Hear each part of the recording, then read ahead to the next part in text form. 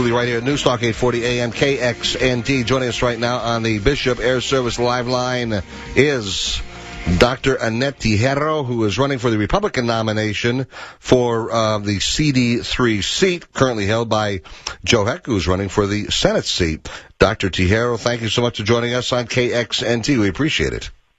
Hey, thank you, Alan, and thanks to your listeners. Are you getting ready for St. Patrick's Day? Are you? Well, of course. It's a great day to go green. I was just in the parade this weekend celebrating that. In Henderson, I believe. That's right, that's right. Hey, my race. You wanted to know a little bit about my race, and transparency is so important in this race, and there are things that the voters need to know. You know, Michael Roberson supported the highest tax increase in Nevada history after signing the Taxpayer Protection Pledge. The other thing about him is his donors are from Carson City and the special interest lobbyists, and he says that he did everything that he did for education. The teachers hate his laws, and the small wage increase that they got is eaten up by the Obamacare, which he voted to implement in Nevada. Yes, he absolutely did that. Tell me the four things that you would want to accomplish the most going to Congress, the four most important things. Well, I just told you, transparency is extremely important, and some of the candidates in this race, they don't have transparency. For instance, Fiore, you can't just shoot everybody in the head and then end their miserable lives. And it's apparent to us after seeing the ARW candidate forum and after seeing her give half her time to Roberson, refusing to attack him at that time and at the debate about his tax increase. And she voted with Roberson on the Faraday deal, which is government picking winners and losers. That's not a fair competition. All right, and listen, this is important because I would not vote for making government pick winners and losers. I wouldn't have voted for Solyndra. I wouldn't have voted for Aminex. So that's part of it. You know, but I want to go back. No, I'm going to take control of this. I want to go back to this. I want you to tell me what four things you want to accomplish. You get back to D.C. What are the four things you want to most accomplish as a congresswoman from CD3 if you get back to D.C.? Give me those four things, please. Transparency. I want to stop the spending because we're going crazy with spending, which reminds me about Andy Matthews. He talks about his economic plan of lowering taxes. Lowering taxes is only 30% correct. That's enough because before you do any of that, you have to stop the spending and we have to level the playing field that creates that free market competition. You know, the rhetoric and the talking points, they're not the treatment not only for Obamacare but for anything else. And another thing is my experience. You know, we can talk about another candidate, Mr. Tarkanian. He doesn't live in the district. He lives in CD1. He doesn't have the courage to run there. The majority of his donors are from California or outside of the district. Mine are inside of the district.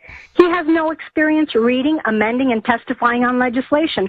On day one, I will walk in having had done that for over 15 years with the state legislature.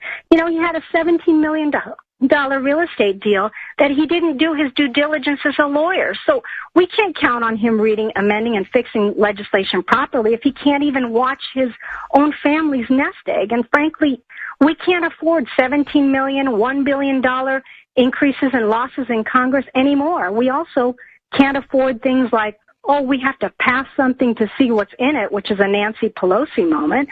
So those are just the contrasts. I will read the legislation, and I love my veterans. As far as I'm concerned, the Veterans Administration system needs to really be fixed, not just on paper, but for our veterans in general. How would you fix that? Well, not by passing legislation that just looks good on paper. You have to create accountability. Accountability is very necessary, and our veterans, they worked hard for us. They go all over this world to protect us. They need to be able to access health care where they're at.